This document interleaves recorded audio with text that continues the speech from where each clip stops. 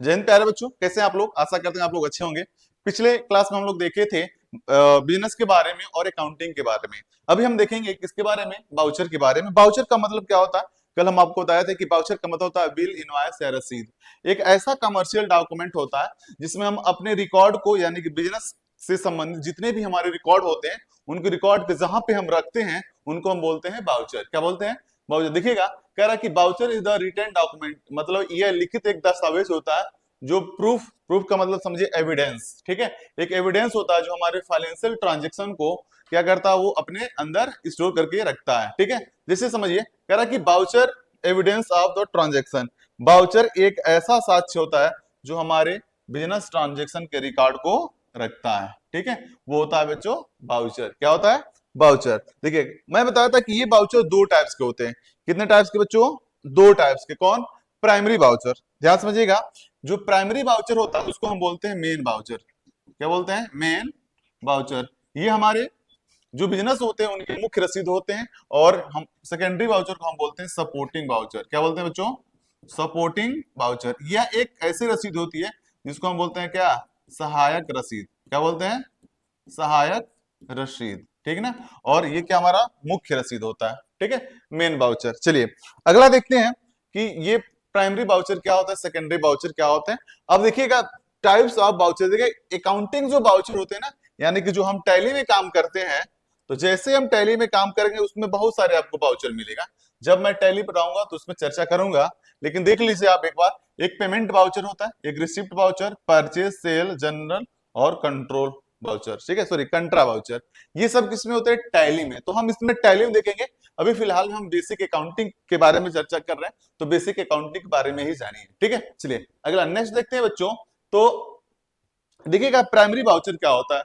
तो कल मैं आपको बताया था कि यह एक ओरिजिनल डॉक्यूमेंट होता है, या एक ऐसा साक्ष्य होता है, एक ऐसा प्रूफ होता है जो हमारे बिजनेस का प्राथमिक यानी कि मुख्य रसीद होती है। देखिएगा, कह रहा है कि primary voucher is the original document that is created the time of the transaction. मतलब यह उसी time, at the time of business transaction, यानी कि वो ये उसी समय क्या होता है, क्रिएट किया जाता है जिस समय आप लेन देन करते हैं, ठीक है। कह रहा है कि प्राथमिक बाउचर एक मूल दस्तावेज है जो लेन देन के समय बनाया जाता है और व्यवसायिक यानी कि जो बिजनेस का लेन देन का उसका मुख्य प्रमाण होता है। कौन? Primary voucher. देखिए, कह रहा कि यदि आप सामान खरीदते हैं तो आपको बिल मिलता है, वह बिल एक क्या होता है? प्राथमिक बाउचर। जब कोई हम सामान किसी भी शॉप से, किसी भी हम दुकान से, किसी भी हम कंपनी से, किसी भी शॉप से खरीदते हैं तो हमें एक रसीद मिलती है जिससे ये पता चलता है, या जो गेट कीपर होता है हमारा वो देखता है कि आप क्या क्या परचेज किए हैं। तो उसी बाउचर को हम क्या बोलते हैं बच्चों? Primary voucher. क्या बोलते हैं? Primary voucher. चलिए अगला देखते हैं। ये देखिएगा जो प्राइमरी बाउचर होते हैं उसमें क्या क्या आता है। तो सबसे पहला होता है purchase, sale, cash memo, receipt, salary slip और बिल पे। देखिएगा जो परचेज बाउचर होता है वो क्या होता है, थोड़ा कैश मेमो के बारे में चर्चा कर लेते हैं। कैश मेमो सीधी सी बात है कि एक ऐसा ट्रांजैक्शन, एक ऐसा लेन देन जो कैश के द्वारा होता है। किसके द्वारा? कैश के द्वारा। उसमें किसी प्रकार का क्रेडिट यानी कि उधार वगैरह नहीं रहेगा। वो केवल क्या रहेगा कि जब हम सामान परचेज करेंगे या सेल करेंगे तो तुरंत हम पैसा पेड करेंगे, तुरंत पैसा हम रिसीव करेंगे। सीधी सी बात है भाई, जब हम परचेज करेंगे तो पेड करना पड़ेगा, अगर किसी का हम सेल करते हैं तो हमको रिसीव करना पड़ेगा। तो ये कैश होता है, सीधी सी फंडा है। तो आप समझिए कि एक ऐसा ट्रांजेक्शन, एक ऐसा लेन देन जिसमें केवल हम कैश का लेन देन करते हैं, यानी कि इसमें कैश ही होता है, क्रेडिट का कोई काम नहीं रहता है, ठीक है। चलिए अगला समझते हैं। कह रहा है कि परचेज बाउचर क्या होता है। तो परचेज बाउचर एक ऐसा बाउचर होता है जब हम कोई माल या गुड्स, सर्विस, सेवा जो भी कुछ खरीदते हैं तो उस समय हम परचेज बाउचर का प्रयोग करते हैं। अब परचेज रॉ मटेरियल, कल हमने बताया था रॉ मटेरियल को खरीद सकते हैं, सेमी फिनिश को भी सकते हैं, फिनिश गुड्स को भी खरीद सकते हैं, ठीक है। चलिए अगला नेक्स्ट। चलिए ये सेल्स बाउचर क्या होता है। तो कह रहा है कि sales voucher is accounting voucher used to record the sale of goods and services at the customer. कह रहा है कि सेल्स बाउचर एक ऐसा लेखांकन, एक ऐसा दस्तावेज होता है जिसका उपयोग ग्राहक को माल या सेवा की बिक्री को रिकॉर्ड करने के लिए किया जाता है। कौन? Sales voucher. अब ये भी देखिएगा दो टाइप्स का, समझिएगा। जैसे अगर आप सामान परचेज करेंगे तो दो तरीके से, पहला कैश, दूसरा क्रेडिट। तो जब आप कैश परचेज करेंगे तो वहां पे आपके नाम से कोई मतलब नहीं है। दूसरा होता है क्रेडिट का मतलब होता है उधार, जब कोई सामान चाहे आप उधार परचेज करेंगे चाहे उधार आप किसी को सेल करते हैं, तो उस कंडीशन में पार्टी का नाम यानी कि जो परचेज किया या जो सेल किया है तो वो क्या करते हैं कि उस पार्टी का नाम लिख के रखते हैं, ताकि आने वाले समय में जब उनसे हम पैसा ले देखें यानी कि जब उनका रिकॉर्ड देखें तो हमको ये पता चल जाए कि कितना हमारा क्रेडिट है, कितना हमको पेड करना है, कितना हमको रिसीव करना है। तो ध्यान देखिएगा बच्चों, कितने टाइप्स के, दो टाइप्स के, purchase, cash purchase, credit purchase, sale, sale में कैश सेल और क्रेडिट सेल, तो ये दो टाइप्स के होते हैं। ठीक है, ये आगे हम टैली में प्रयोग करेंगे कि जब हम कोई सामान परचेज करते हैं, अगर कैश परचेज करेंगे तो पार्टी का नाम कैश रहता है, अगर हम क्रेडिट परचेज करते हैं तो वहां पे हम पार्टी का नाम शो कराते हैं और उसका जो अंडर होता है वो होता है करंट लायबिलिटी। क्या होता है? Current liability. कब? जब हम परचेज करते हैं तब। ठीक है, उसको हम बोलते हैं सन्ड्री क्रेडिटर। क्या बोलते हैं बच्चों? सन्ड्री क्रेडिटर, वो होता है करंट लायबिलिटी के अंदर। जब कोई माल हम सेल करते हैं यानी कि बेचते हैं तो उस कंडीशन में जो पार्टी का नाम लिखा रहता है उसको सन्ड्री डेबिटर, वो होता है हमारा करंट एसेट। देखिएगा, लायबिलिटी जो होती है वो हमको पेड करना है और जो करंट एसेट है वो हम रिसीव करेंगे। क्या करेंगे? रिसीव करेंगे। तो ये दो टाइप्स के होते हैं। ठीक है, चलिए अगला समझिएगा। एक होता है सेकेंडरी वाउचर। सेकेंडरी वाउचर क्या होता है? तो सेकेंडरी वाउचर को मैं आपको बताया था कि ये सहायक रसीद होती है जो क्या करता है कि सपोर्टिंग डॉक्यूमेंट, जब हम कोई गुड्स किसी कारणवश खराब निकल गया या माल डैमेज हो गया या डिफरेंट कंपनी का माल हमको रिसीव हो गया, किसी कारणवश हमको डैमेज माल मिल गया, या नहीं कि एक समझ से कहिए, ऐसे कहिए कि अगर माल हमको खराब मिल गया तो हम वापस करने जाते हैं।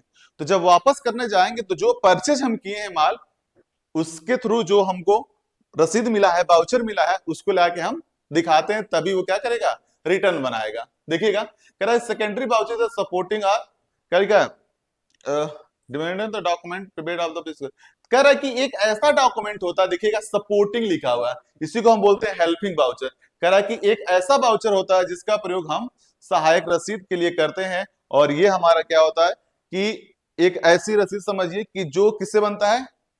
प्राइमरी से। मतलब आपकी जब तक परचेज या सेल का वाउचर नहीं रहेगा तब तक ये वाउचर नहीं बन पाएगा। ठीक है, चलिए तो अब देखिए इसी वाउचर का दो नाम है। देखिएगा, जो हमारा सेल्स वाउचर होता है यानी कि जब हम रिटर्न करते हैं तो उसको हम बोलते हैं रिजेक्शन आउट। देखिएगा, थोड़ा इसके बारे में हम देख लेते हैं कि जब हम माल परचेज करते हैं तो क्या होता है? रिटर्न भी करते हैं ना। तो देखिए, परचेज रिटर्न, परचेज रिटर्न, ठीक है, और एक क्या होता है? Sales return. क्या होता है? Sales return. देखिएगा, परचेज रिटर्न और सेल्स रिटर्न, इसको हम बोलते हैं बेटा रिजेक्शन आउट। क्या बोलते हैं बेटा? Rejection, rejection out. ठीक है ना, और इसको क्या बोलते हैं? रिजेक्शन इन। क्या बोलते हैं? रिजेक्शन इन। तो इसी का दूसरा जो नाम होता है वो होता है हमारा डेबिट नोट वाउचर। क्या होता है बच्चों? Debit note voucher. किसको? परचेज रिटर्न को। और सेल्स रिटर्न को क्या बोलते हैं हम? Credit note voucher. क्या बोलते हैं? Credit note voucher. देखिएगा, तो जब हम कोई माल परचेज करेंगे, रिटर्न करने जाएंगे तो उसको रिजेक्शन आउट, यानी कि वो माल हमारे यहां से चला जाएगा। ये होता है सेल्स रिटर्न। रिजेक्शन इन, ये कब होता है? कि जब माल आप वापस करने जाएंगे तो जहां से आप खरीदेंगे उसके यहाँ इन होगा, और जहां से मतलब आप हैं तो आपके यहां से आउट हो जाएगा। ठीक है, चलिए अगला देखते हैं। देखिएगा, कह रहा है कि वो दो टाइप्स के होते हैं, सेकेंडरी प्राइमरी, वही चीज मैंने बताया ना कि परचेज रिटर्न और सेल रिटर्न। ठीक है, तो यहां देखिए परचेज रिटर्न कह रहा है कि परचेज रिटर्न कह रहा है कि आल्सो नोन एज, क्या बोलते हैं हम? Debit note. कह रहा है कि it is also called debit note voucher. इसको हम डेबिट नोट वाउचर भी बोलते हैं। किसको? परचेज रिटर्न वाउचर को। किसको बोलते हैं? परचेज रिटर्न वाउचर को। ठीक है, अगला होता है सेल्स रिटर्न वाउचर। वही चीज मैंने कहा ना कि जब कोई माल किसी भी कंपनी से आप परचेज करते हैं तो वो कंपनी या वो शॉपिंग या वो दुकान क्या करता है? सेल करता है। तो आप परचेज करेंगे तो रिटर्न करने जाएंगे तो डेबिट नोट वाउचर। जब वो रिटर्न करना करेगा आपको तो एक फिर से उसको आपको रसीद देगा, उसको हम बोलते हैं क्रेडिट नोट वाउचर। और उसी क्रेडिट नोट वाउचर से फिर से आप दोबारा उसी मूल्य के अनुसार या उससे ज्यादा भी माल आप क्या कर सकते हैं? किसी भी शॉप से परचेज, या किसी शॉप का मतलब होता है जहां से आप रिटर्न करने जा रहे हैं उसी से फिर दोबारा आप खरीद सकते हैं, परचेज कर सकते हैं। ठीक है, तो ये हमारा क्या होता है, सेल्स रिटर्न वाउचर। ठीक है, अगला समझिएगा। चलिए, तो आज के लिए बस इतना है, मिलते हैं आपको नेक्स्ट वीडियो में।